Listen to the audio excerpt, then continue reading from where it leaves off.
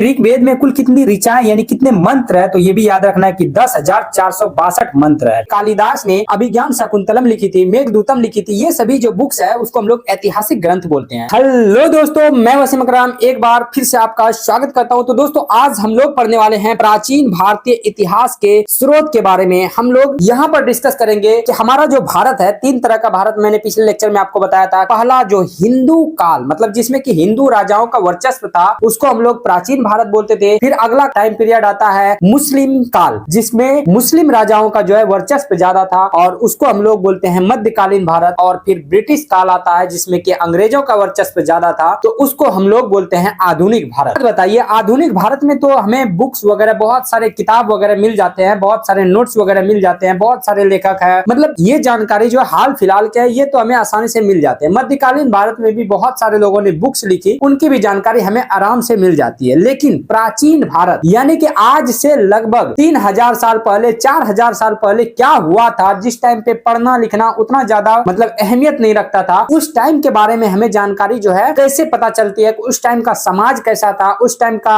आदमी कैसा था, उस टाइम का रहन सहन कैसा था, उस टाइम मतलब पशुपालन खेती गृहस्थी कैसा होता था, मतलब इन सभी चीजों के बारे में जानकारी हमें कहां से मिलती है। तो यही सब चीजों के बारे में जानकारी जहां से भी मिलती है उसको हम लोग आज डिटेल में देखने वाले हैं। तो इसके लिए हम लोग देखेंगे कि 4 चीजें हैं जिससे हमको जानकारी प्राप्त होती है। यानी कि प्राचीन भारतीय इतिहास के मुख्यतः जो है 4 स्रोत है जानकारी के। पहला है धर्म ग्रंथ, यानी कि धर्म ग्रंथ जैसे खास करके हिंदू धर्म ग्रंथ, वेद हो गया। वेद जो है लगभग बहुत पुराना 3000 साल पुराना है, ठीक है। तो उस वेद में क्या है, उस टाइम पीरियड के बारे में कुछ ना कुछ लिखा गया है, तो वहां से हमें कुछ जानकारी मिलती है उस टाइम के राजाओं के बारे में, उस टाइम के समाज के बारे में, उस टाइम के मतलब के जीवन यापन के बारे में। या ब्राह्मण ग्रंथ हो गया, या जैन ग्रंथ हो गया, या बौद्ध ग्रंथ हो गया, इन सभी चीजों से हमें जो है प्राचीन भारत की जानकारी मिलती है, ठीक है। दूसरा है ऐतिहासिक ग्रंथ। ऐतिहासिक ग्रंथ बोलते हैं कि किसी मतलब कोई इसका धर्म से रिलेटेड नहीं है, ये किसी आम व्यक्ति ने जो है आकर के बुक लिखा, तो उसके हिसाब से हम लोग डिसाइड करते हैं कि उस टाइम का जमाना कैसा था। जैसे मान के चलिए एक बात बताता हूँ, मेगास्थनीज ने एक बुक लिखा इंडिका, ठीक है। तो इंडिका जो है कोई धार्मिक पुस्तक नहीं है, तो इसको हम लोग ऐतिहासिक साक्ष्य बोलते हैं, ऐतिहासिक ग्रंथ बोलते हैं। बात समझ में आया। जैसे चाणक्य पंडित ने एक बुक लिखा था अर्थशास्त्र, उससे हमें जो है उस टाइम के पीरियड के मौर्यकालीन पीरियड की जानकारी मिलती है। उसी तरह से कालिदास ने अभिज्ञान शाकुंतलम लिखी थी, मेघदूतम लिखी थी, ये सभी जो बुक्स है उसको हम लोग ऐतिहासिक ग्रंथ बोलते हैं, ठीक है। तीसरा है विदेशियों का विवरण। जो भी विदेशी भारत आए उन्होंने कुछ बुक्स लिखा, उन्होंने कुछ यहाँ से जानकारियां ले जाकर दूसरे जगह फैलाया, उन सभी चीजों के, उन सभी प्रूफ को हम लोग विदेशियों का विवरण कहते हैं। इससे भी जो है हमारे प्राचीन भारत की जानकारी मिलती है। और चौथा चीज है पुरातत्व संबंधी साक्ष्य। पुरातत्व संबंधी साक्ष्य जैसे आपको हड़प्पा के बारे में जानकारी कहां से मिली, किसी भी बुक में नहीं लिखा हुआ है, लेकिन हड़प्पा की जब खुदाई हुई, मोहनजोदाड़ो, लोथल, ये सभी चीजों क्षेत्र की जब खुदाई हुई, तो वहां से जो है हमें क्या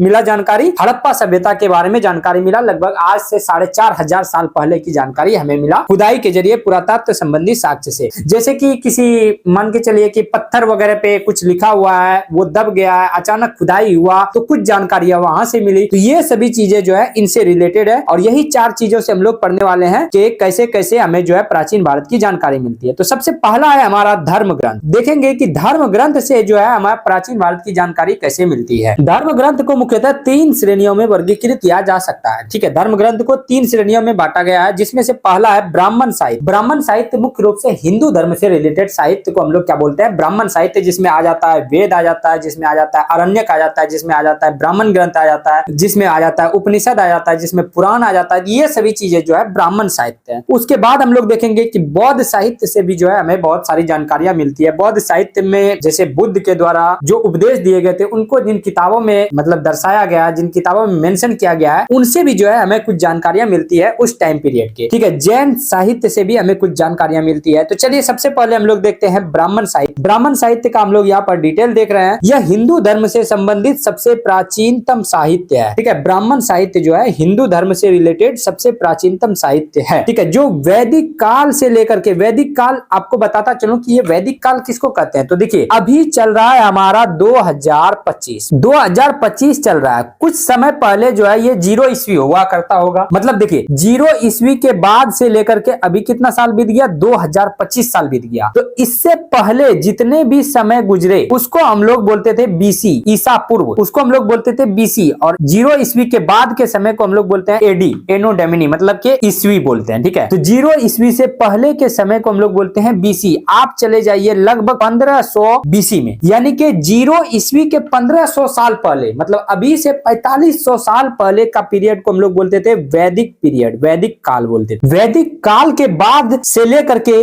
लगभग मौर्य काल तक के पीरियड की जानकारी जो है हमें वो मिलती है ब्राह्मण साहित्य के अंदर में। ठीक है, तो आपको समझ में आ गया होगा कि भारत में सबसे प्राचीनतम धर्म ग्रंथ कौन सा है? वेद है। ये बात आपको याद रखना है कि भारत में सबसे प्राचीनतम धर्म ग्रंथ कौन सा है? वेद, जिन्हें श्रुति भी कहते हैं। श्रुति मतलब होता है सुना हुआ। श्रुति मतलब क्या होता है? सुना हुआ। देखिए बेसिकली शुरू में कोई बुक्स नहीं था, वेद नाम करके कोई बुक्स नहीं था। वेद जो है बहुत सारे मंत्र, बहुत सारे खंड का, एक बहुत सारे श्रुति का जो है एक संग्रह था, कलेक्शन था। उसको क्या करते थे लोग? एक दूसरे को समझाते थे, बताते थे, मतलब मुख के द्वारा मौखिक रूप से एक दूसरे को जो है ट्रांसफर करते थे। मतलब मैंने जैसे किसी को कुछ चीज याद करा दिया, फिर उसने अगले पीढ़ी को याद कराया, फिर उसने अगले पीढ़ी को याद कराया, तो इस तरह से मतलब कि ये सुना हुआ चीज था। ठीक है, इसीलिए इसको हम लोग वेद को श्रुति भी कहते हैं। आगे चल के इसको जो है किताब का फॉर्मेट दिया गया। ठीक है, बात समझ में आ गया होगा। वेद को जो लिखने का काम किया, वेद को जो लिखा, वो लिखा है महर्षि वेद व्यास ने। मतलब जो फर्स्ट बार वेद को जो है किताब का शक्ल दिया, वो किसने दिया? महर्षि वेद व्यास। ठीक है, तो ये चीजें आपको याद रखना है। वेद न केवल धार्मिक साहित्य है, बल्कि उस समय आर्यों के जीवन, देखिए उस समय जो आर्य थे, आर्य समाज थे हमारे, आर्यों के जो जीवन यापन की जो शैली थी, या उस टाइम के जो समाज थे,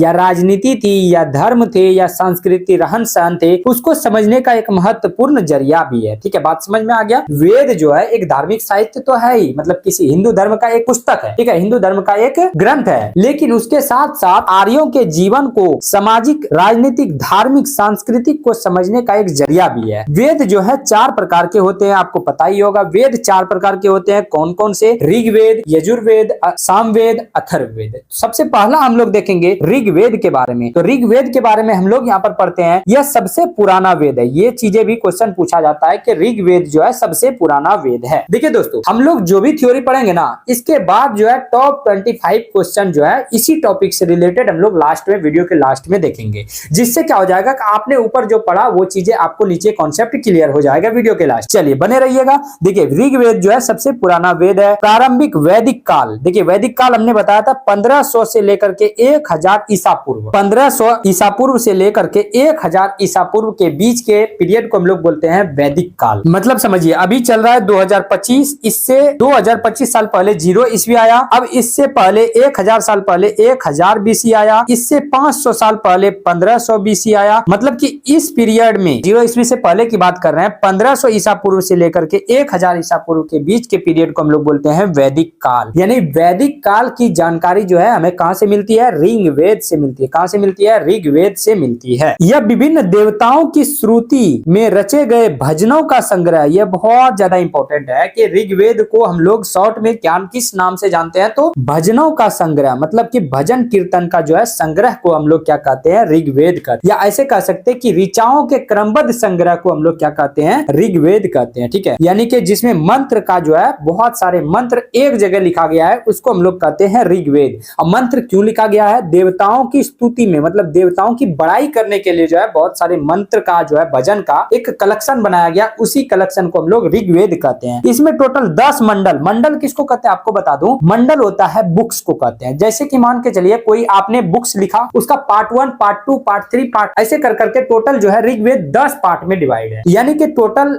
ऋग्वेद 10 बुक्स में डिवाइड है, या बोल सकते हैं कि 10 पार्ट में डिवाइड है। तो ये ध्यान रखना है कि ऋग्वेद 10 मंडल में डिवाइडेड है। इसमें 1028 सूक्त, सूक्त बोलते हैं प्रार्थना को, सूक्त बोलते हैं प्रार्थना को, याद रखिएगा। यानी कि टोटल इसमें 1028 प्रार्थना है, जिसमें से कुल 10,462 ऋचाएं, जिसको हम लोग मंत्र बोलते हैं। यानी कि टोटल ऋग्वेद में पहली बात तो इसको 10 खंड में विभाजित किया गया है, 10 पार्ट में बांटा गया है, जिसमें से 10 पार्ट में अलग अलग पार्ट में अलग अलग तरह के जो है सूक्त है, प्रार्थना है, 1028 सूक्त है।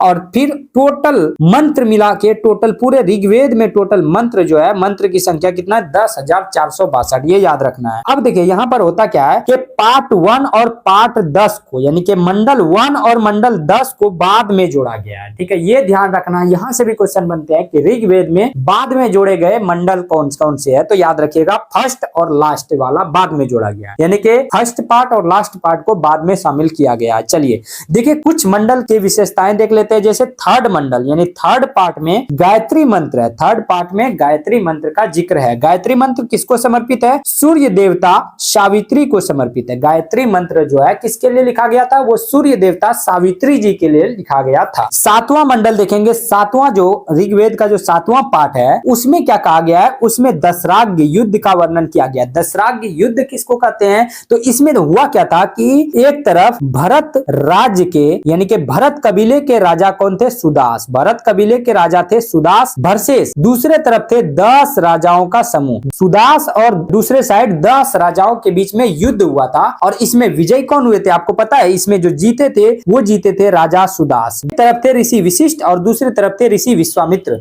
दोनों क्या करते थे? ऋषि वशिष्ठ क्या करते थे? राजा सुदास को गाइड करते थे और विश्वामित्र जो है इन 10 राजाओं को गाइड करते थे, लेकिन फाइनली जीत जो है सुदास की हुई। याद रखिएगा, इसी युद्ध को हम लोग कहते हैं दशराग्य युद्ध। तो दशराग्य युद्ध का वर्णन किसमें मिलता है? 7वें मंडल में मिलता है। ये चीजें भी आपके लिए इंपॉर्टेंट है। चलिए 9वां मंडल दिखेगा, 9th मंडल यानी 9th पार्ट में ये पूरी तरह से सोम देवता को समर्पित है, यानी कि सोम देवता को पूरी तरह से समर्पित है। यानी 9वां मंडल जो है पूरी तरह से किसको समर्पित है? देवता सोम को समर्पित है। और देवता सोम का काम क्या था? तो ये पौधों का देवता था। क्या था? सोम जो है ये पौधों का देवता हुआ करता था, वृक्ष का देवता हुआ करता था। यानी कि कह सकते हैं कि 9वें मंडल में जो है वृक्ष के देवता सोम को समर्पित था, पूरा का पूरा 9वां मंडल। 10वां मंडल में क्या कहा गया है? 10वां मंडल में जो है पुरुष सूक्त का वर्णन है। पुरुष सूक्त जहां पर आ जाए तो समझ लीजिएगा कि ये वर्ण व्यवस्था की बात करता है। इसमें 4 वर्णों में बांटा गया था। उस टाइम के आदमी को, उस टाइम के समाज को 4 वर्णों में बांटा गया था। पहला वर्ण था ब्राह्मण, दूसरा क्षत्रिय, तीसरा वैश्य और चौथा शूद्र। इसका उल्लेख जो है यानी कह सकते हैं कि 4 वर्णों का उल्लेख सर्वप्रथम किसमें हुआ था? ये सर्वप्रथम हुआ था हमारे ऋग्वेद के 10वें मंडल में। चलिए अब देखिए, यहाँ पर एक बहुत फेमस कहावत है कि जो आदि पुरुष ब्रह्मा जी थे उनके मुख से जो है ब्राह्मण का जन्म हुआ था और उनकी भुजाओं मतलब के जो बाही होते हैं, हाथ का जो बाही या शरीर का जो साइड वाला पार्ट होता है, ठीक है, उससे जो है क्षत्रिय का जन्म हुआ था। याद रहेगा। चलिए तीसरा देखिए, जांघों से मतलब पैर का जो जांग होता है उससे किसका जन्म हुआ था? वैश्य का जन्म हुआ था। ठीक है। और चरणों से यानी कि पैर की एड़ी से जो है किसका जन्म हुआ था? शूद्र का जन्म हुआ था। ठीक है। तो ब्राह्मण अपने आप को बहुत ज्यादा मतलब के ऊंचे दर्जे का मानते थे और शूद्र की कोई हैसियत नहीं हुआ करती थी। लेकिन ये सभी चीजें जो है ना काम के आधार पर बटा हुआ था। ये सभी चीजें किसके आधार पे थे? काम के आधार पे। मतलब ये जो पंडित जी पूजा पाठ मंत्र वगैरह ऋग्वेद पढ़ना ये सभी चीजें कौन करते थे? ब्राह्मण करते थे। और क्षत्रिय जो है ये राजपाट करते थे, मतलब जो राजा होते थे, यानी क्षत्रिय जो है लड़ाई झगड़े में फेमस हुआ करते थे। और वैश्य जो है बिजनेसमैन हुआ करते थे। ठीक है। वैश्य जैसे तेली उली हो गया, ये सभी चीजें बिजनेसमैन हुआ करते थे। और शूद्र जो है ये सेवा के लिए इनको रखा गया था। शूद्र जो है सेवा के लिए रखा गया था, जिसको नीच जाति समझा जाता था। ठीक है। बात समझिए। छोटे मोटे काम करते थे, जैसे चमड़ा का काम करते थे, जैसे जूता सिलने का काम करते थे, नाई का काम करते थे, मतलब छोटा मोटा जो काम करते थे, जो गिरा हुआ काम करते थे, उसको शूद्र बोला जाता था। चलिए अब आते हैं हम लोग कि ऋग्वेद की ऋचाओं को पढ़ने वाले को होत्रिकर, यानी कि जो भी पुरोहित ऋग्वेद के मंत्र को पढ़ते थे उसको हम लोग होत्री कहते थे। उसको क्या कहते थे? होत्री कहते थे। ये भी क्वेश्चन पूछा जाता है। ऋग्वेद में जो है इंद्र के लिए 250, अग्नि के लिए 200 मंत्र की रचना की गई है। यानी कि अगर पूछे कि ऋग्वेद में इंद्र के लिए कितने मंत्र है तो याद रखिएगा 250 और अग्नि के लिए 200 मंत्र की रचना की गई है। मंत्र को ही हम लोग ऋचा कहते हैं। ठीक है। ऋचाव कहते हैं। इसमें यानी कि ऋग्वेद में गंगा नदी का उल्लेख केवल एक बार। ठीक है। ऋग्वेद में गंगा नदी का उल्लेख केवल एक बार है, जबकि यमुना नदी का उल्लेख कितने बार है? 3 बार है। लेकिन मैं बात करूंगा सिंधु नदी इंडस रिवर की, तो उसका उल्लेख जो है ऋग्वेद में कई बार देखने के लिए मिलता है। और ऋग्वेद के अनुसार पूछा जाता है कि सबसे पवित्र नदी कौन सी थी, तो ये थी सरस्वती नदी, जो कि वर्तमान में विलुप्त हो चुकी है। ऋग्वेद के अनुसार सबसे पवित्र नदी कौन सी थी? सरस्वती नदी। चलिए ऋग्वेदिक काल के समाज के बारे में देखते हैं। सबसे पहला चीज तो आपको यही चीज देखने के लिए मिलेगा कि वहां पर वर्ण व्यवस्था हुआ करती थी। ऋग्वेद में वर्ण व्यवस्था काम के आधार पर थी। ठीक है। ऋग्वेद में वर्ण व्यवस्था काम के आधार पर थी, न कि जन्म के आधार पर। मतलब जो जैसा काम करते थे उसका जो है वर्ण वैसा ही था। अगर कोई पूजा पाठ करते थे तो वो ब्राह्मण कहलाते थे। ठीक है। बात समझ गए ना। अगर कोई लड़ाई झगड़े का काम करते थे, मतलब सेना में रहते थे, तो उसको क्षत्रिय कहा जाता था। तो ये सभी चीजें काम के आधार पर बटी थी। धीरे धीरे वो चीजें जन्म के आधार पर होने लगी। जैसे कि कोई ब्राह्मण का बेटा वो ब्राह्मण बनने लगा, तो धीरे धीरे ये सभी चीजें आई। चलिए मुख्य पेशा, आर्यों का मुख्य पेशा पशुपालन था। यानी कि पशुओं को पालना ही आर्य की जो है मुख्य पेशा हुआ करती थी। ये चीजें भी हमें ऋग्वेद से पता चलती है। और गाय का एक विशेष महत्व हुआ करता था, मतलब कि गाय को जो है बहुत ही विशेष महत्व था, यानी कि गाय को पूजा जाता था। चलिए ऋग्वेद के प्रमुख देवता के बारे में हम लोग यहाँ पर देखेंगे। सबसे पहला देवता है इंद्र। इंद्र जो है सबसे महत्वपूर्ण, पूरे ऋग्वेद में इंद्र सबसे महत्वपूर्ण देवता है। ठीक है, अभी हमने बताया कि इंद्र के लिए टोटल 250 मंत्र। तो सबसे पहले महत्वपूर्ण देवता कौन थे? इंद्र। इंद्र को युद्ध और वर्षा का देवता माना जाता था। दूसरा इंपॉर्टेंट जो है वो अग्नि है। देखिए इंद्र के लिए 250 मंत्र था, अग्नि के लिए टोटल कितने मंत्र थे? 200। अग्नि के लिए कितने मंत्र थे? 200। तो दूसरा सबसे महत्वपूर्ण देवता अग्नि था, जिन्हें अग्नि और यज्ञ का देवता माना जाता था। अग्नि और यज्ञ का देवता माना जाता था। तीसरे गॉड है वरुण। वरुण जो है जल और नैतिक व्यवस्था के देवता थे। वरुण जो है जल के देवता थे और नैतिक व्यवस्था मतलब कि जो हमारा आचरण है उसके देवता कौन थे? वरुण। और सोम तो हमने बता दिया, सोम जो है पौधों के देवता थे। लेकिन सोम का कहीं कहीं पर एक जिक्र ऐसा भी आया है कि सोम एक पीने वाला कोई पदार्थ, पेय पदार्थ बोलते हैं। सोम रस सुने होंगे आप, तो सोम जो है पीने वाला एक पदार्थ के रूप में भी सोम को हम लोग जानते हैं। चलिए अब आते हैं दूसरे वेद जिसका नाम है यजुर्वेद। हमने ऋग्वेद को बहुत अच्छे तरीके से पढ़ा, अब हम लोग यहाँ पर पढ़ने वाले हैं यजुर्वेद। तो यजुर्वेद के बारे में फुल डिटेल देखेंगे। यह मुख्य रूप से कर्मकांड और यज्ञों के नियमों का संग्रह है। मतलब कि यजुर्वेद की बात करें तो ये यज्ञ के नियमों का संग्रह है। यज्ञ का नियम जो है किसमें लिखा हुआ है? यज्ञ करने का जो नियम है वो लिखा गया है यजुर्वेद। मतलब मंत्र वगैरह का संग्रह ऋग्वेद है, लेकिन यज्ञ करने के तौर तरीके, नियम, कर्म कांड, बलि देना, ये सभी चीजें किसमें लिखा गया है? यजुर्वेद में। याद रहना चाहिए आप। देखिए यहाँ पर हमने 1500 से 1000 बीसी के पीरियड के बारे में कहां से पता किया? ऋग्वेद से पता किया। ठीक है, इसको हम लोग बोलते हैं वैदिक काल। ठीक है, अब बात करेंगे 1000 बीसी से लेकर के 500 बीसी तक, इस पीरियड को हम लोग बोलते हैं उत्तर वैदिक काल। और इसके बारे में जानकारी हमें यजुर्वेद से मिलती है, ये ध्यान रखना है। तो उत्तर वैदिक काल लगभग 1000 से 500 ईसा पूर्व के बारे में जानकारी कहां से मिलती है? यजुर्वेद से।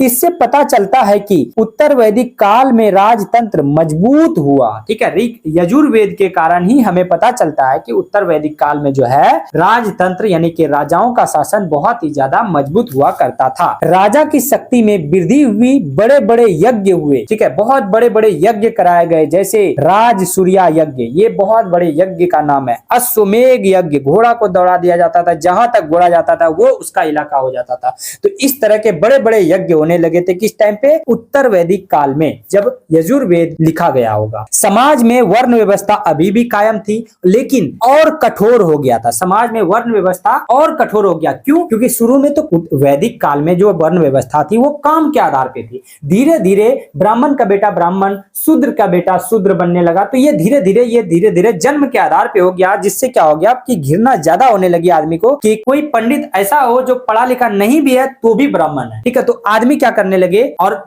वही शूद्र को ग्रंथ पढ़ने की अनुमति नहीं हुआ करती थी। तो इस सभी चीजों के कारण जो है कठोरता होने लगी, जिसमें क्या हुआ, ब्राह्मण और क्षत्रिय का महत्व बढ़ गया। यानी कि ब्राह्मण और क्षत्रिय जो है अपने आप को गॉड का एक रूप मानने लगे थे। ठीक है, तो ये चीजें समझने का प्रयास करिएगा। कृषि का महत्व बढ़ा। इस टाइम पे जो है कृषि का महत्व बढ़ा और लोहे के उपयोग से खेती में सुधार हुआ। जब लोहा का डिस्कवर हुआ, जब लोहा का खोज हुआ तो खेती करने में आसानी होने लगी, जिससे क्या हुआ, जब खेती गृहस्थी वाला बात आ जाती है तो आदमी क्या हो जाता है, अस्थाई जीवन जीने लगता है। कर्मकांड और यज्ञों की जटिलता बढ़ी। मतलब कि यज्ञ करने के लिए बहुत ही ज्यादा साधन की जरूरत होने लगी थी। यानी कि इसमें बड़े बड़े ब्राह्मण, बड़े बड़े पुरोहित को बुलाया जाने लगा था, जिस कारण क्या हुआ, पुरोहितों यानी ब्राह्मण का वर्चस्व बढ़ गया था। ठीक है, बात समझिए। इसके पाठकर्ता को अदर्वयु कहते हैं। ठीक है, यानी कि जो भी यजुर्वेद को पढ़ता था, जो भी यजुर्वेद का पाठन करता था, उसको हम लोग अदर्वयु कहते थे। ठीक है, अदर्वयु कहते थे। तो ये भी चीजें याद रखिएगा। एकमात्र वेद जो गद्य एवं पद्य दोनों में है। ठीक है, यजुर्वेद ही एक ऐसा वेद है जो कि गद्य में भी है और पद्य में भी है। ठीक है, बात समझ में आ गया होगा। चलिए अब हम लोग पढ़ते हैं तीसरा वेद सामवेद के बारे में। तो सामवेद जो है इसका सिंपल सा है कि यज्ञों के अवसर पर, देखिए जब भी यज्ञ होता था तो मंत्र को जो है, मंत्र को उस एक लय में पढ़ा जाता था, मतलब कि उसको एक सॉन्ग के रूप में पढ़ा जाता था। उस चीज का जो रूल है वो किस में मिलता है? सामवेद में। देखिए गाए जाने वाले मंत्रों का संकलन जो है किसमें है? सामवेद में। मतलब कि यज्ञ के अवसर पर मंत्र का जो उच्चारण किया जाता था उसको थोड़ा सा संगीत का रूप दे दिया जाता था, उसी को हम लोग क्या कहते हैं? सामवेद कहते हैं। ठीक है, यानी कि मंत्र किसमें शामिल था? मंत्र तो ऋग्वेद में हुआ करता था, तो ऋग्वेद के ही ज्यादातर मंत्र को जो है अच्छे से गा गा के पढ़ने के तरीके को लिखा गया, उस वेद को हम लोग कहते हैं सामवेद। याद रखिएगा, सामवेद को जो पढ़ता था उसको उदत्री कहते थे। उस सामवेद को पढ़ने वाले को क्या कहते थे? सामवेद को जो भी पढ़ता था, जो भी पुरोहित पढ़ता था, उसको हम लोग उदत्री कहते थे। इसे भारतीय संगीत का जनक कहा जाता है। ये भी क्वेश्चन पूछा जाता है कि भारतीय संगीत का जनक कौन सा वेद है? तो याद रखिएगा सामवेद। ठीक है, इसमें कुल 1875 मंत्र है। ये चीजें आपको याद उतना नहीं रखनी है, जिसमें से ज्यादातर मंत्र जो है ऋग्वेद से ही लिया गया है। मतलब कि सामवेद कोई नया वेद नहीं है, कुछ भी नहीं है। ठीक है, इसमें क्या किया गया है? 1875 मंत्र में से 1875 मंत्र में से ज्यादातर मंत्र जो है ऋग्वेद का उठा के एज इट इज कॉपी कर लिया, बस उसको अलग तरीके से पढ़ा जाता है, उसको हम लोग सामवेद कहते हैं। मेन सामवेद में मात्र 99 मंत्र ही है। बात समझ में आ गया होगा।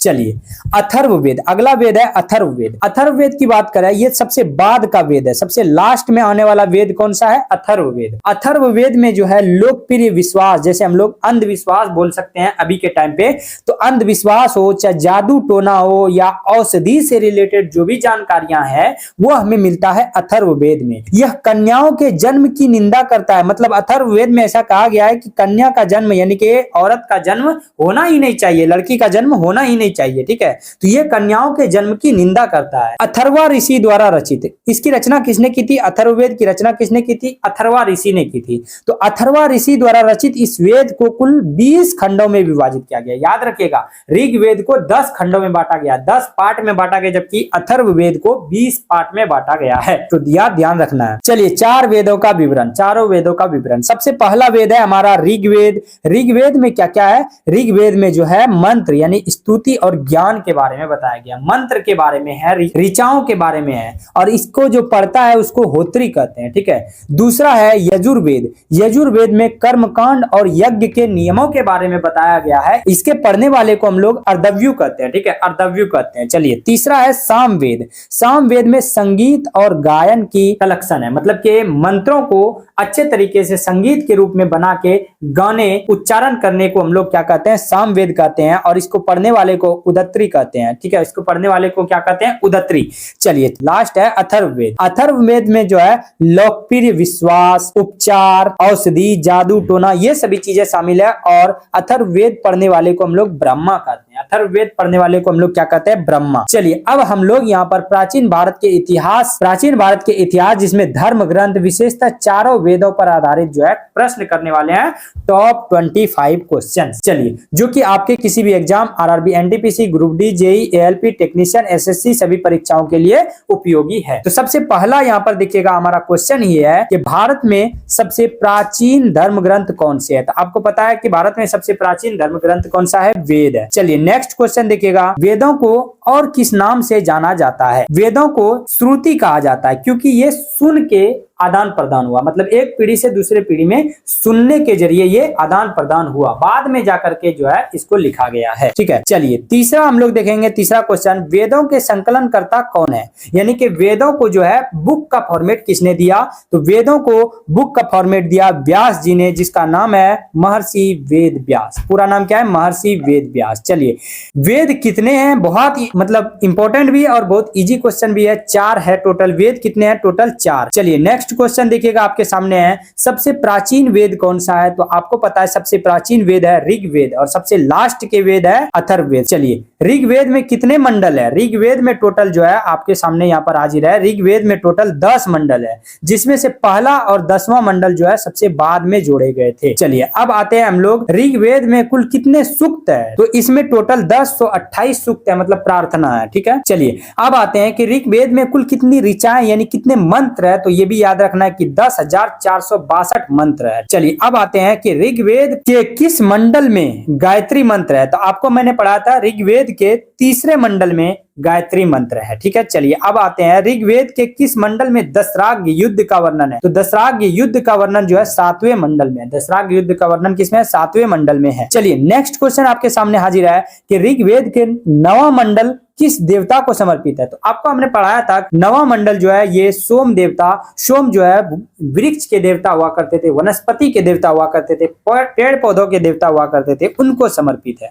चलिए ऋग्वेद का 10वां मंडल किस विषय से संबंधित है? तो ऋग्वेद का 10वां मंडल वर्ण व्यवस्था यानी कि जिसको हम लोग पुरुष सूक्त बोलते हैं उससे संबंधित है, जिसमें बताया गया कि ब्राह्मण, क्षत्रिय, वैश्य और शूद्र के बारे में बताया गया। चलिए नेक्स्ट क्वेश्चन है हमारा कि पुरुष सूक्त के अनुसार ब्राह्मण की उत्पत्ति किस अंग से हुई? ब्राह्मण की उत्पत्ति ब्रह्मा के मुख से हुई थी। ये चीजें अभी आपको बताए थे। चलिए ऋग्वेद के अनुसार सबसे पवित्र नदी कौन सी थी? तो सबसे पवित्र नदी सरस्वती थी। कौन सी? सरस्वती नदी सबसे पवित्र थी। ऋग्वेद में गंगा नदी का उल्लेख मात्र एक बार हुआ था। ठीक है, नेक्स्ट क्वेश्चन है कि ऋग्वेद के पाठ करने वाले को क्या कहा जाता है? तो आपको पता है कि ऋग्वेद का जो पाठ करता है उसको हम लोग होत्री कहते हैं। ठीक है, होत्री कहते हैं, याद रखिएगा, होत्री कहते हैं। यजुर्वेद के मुख्य विषय क्या है? यजुर्वेद का मुख्य विषय है यजुर्वेद, मतलब कि इसमें यज्ञ और कर्मकांड की बात कही गई है। यज्ञ और कर्मकांड की बात कही गई है। चलिए यजुर्वेद के पाठ करने वाले को क्या कहा जाता है? तो यजुर्वेद के पाठ करने वाले को कहा जाता है अर्धव्यु। क्या कहा जाता है? अर्धव्यु। याद रहेगा, यजुर्वेद अर्धव्यु। ठीक है, तो ये चीजें आपको याद रखने हैं। देखिए एक चीज मैं आपको बताता हूं थोड़ा शॉर्ट में। देखिए इसमें री आया है, री ऐसे बोलते हैं। ठीक है, इसमें ऋग्वेद में री आया है, इसीलिए ये हो जाएगा होत्री। देखिए होत्री में भी री आया, तो ये याद रखिएगा, होत्री में भी री है और ऋग्वेद में भी री है। इस वजह से जो है ऋग्वेद के पढ़ने वाले को हम लोग होत्री कहते हैं। अब दूसरा मैं आपको दिखाता हूं लॉजिक। ठीक है, दूसरा दिखाता हूं यजुर्वेद। यजुर्वेद में भी देखिए रेप आया, ऐसे करके ऊपर पे रेप आया। ठीक है, और अर्धव्यु में भी रेप आया है। तो इसको याद रखिएगा कि जिसमें रेप आए यानी कि यजुर्वेद में को जो पढ़ने वाला है उसको हम लोग अर्धव्यु कहते हैं। ठीक है, चलिए अब आते हैं हम लोग कौन सा वेद गद्य और पद दोनों में है? तो आपको पता है कि यजुर्वेद जो है गद्य और पद दोनों में है। यजुर्वेद क्या है? गद्य और पद दोनों में है। ठीक है, सामवेद का मुख्य विषय क्या है? सामवेद, सामवेद मतलब संगीत का वेद। स्व से सामवेद, स्व से संगीत का वेद। ठीक है, तो ध्यान रखना है संगीत और गायन से रिलेटेड है। सामवेद के पाठ करने वाले को क्या कहा जाता है? सामवेद के पाठ करने वाले को कहा जाता है उद्राता। क्या कहा जाता है? उद्राता कहा जाता है। ठीक है, उद्राता। इसमें ना रेप है ना री है, इस वजह से इसको, और सामवेद में भी ना रेप है ना री है, तो ये चीजें आप याद रखिएगा कि सामवेद के पाठ करने वाले को उद्राता कहते हैं। ठीक है, चलिए अब आता है कि भारतीय संगीत का जनक किस वेद को कहा जाता है? तो आपको पता है कि भारतीय संगीत का जनक सामवेद को कहा जाता है। स्व से संगीत, स्व से सामवेद। ठीक है, चलिए नेक्स्ट क्वेश्चन है, 23वां क्वेश्चन है कि अथर्ववेद मुख्यतः किस विषय से संबंधित है? तो आपको पता है कि अथर्ववेद जो है जादू, टोना, औषधि और लौकिक ज्ञान से संबंधित है। ठीक है, और अथर्ववेद के रचयिता किसे कहा जाता है? तो अथर्ववेद की रचना जो है अथर्वा ऋषि ने की थी। अथर्ववेद की रचना किसने की थी? अथर्वा ऋषि ने। और लास्ट में है, सबसे लास्ट में है, चारों वेदों में कौन सा वेद सबसे बाद में रचा गया? तो याद रखिएगा अथर्ववेद जो है सबसे बाद में रचा गया था। तो दोस्तों ये जानकारियां आपको कैसी लगी? यहाँ पर 25 क्वेश्चन का एंड होता है। दोस्तों बताइएगा कि ये जानकारी अगर आपको अच्छी लगी तो नीचे कमेंट्स करके जरूर हमें इन्फॉर्म कीजिएगा, और साथ ही इस वीडियो को जो है अपने दोस्तों के साथ जितना हो सके शेयर कीजिए, और उन्हें ये बताइए कि यहाँ पर पूरा हिस्ट्री या हर सब्जेक्ट जो है टॉपिक वाइज एकदम बेसिक से कवर किया जाता है, साथ में उसी वीडियो में प्रैक्टिस भी करवाया जाता है। तो चलिए हम लोग फिर मिलेंगे नेक्स्ट वीडियो में, तब तक हंसते रहिए, मुस्कुराते रहिए।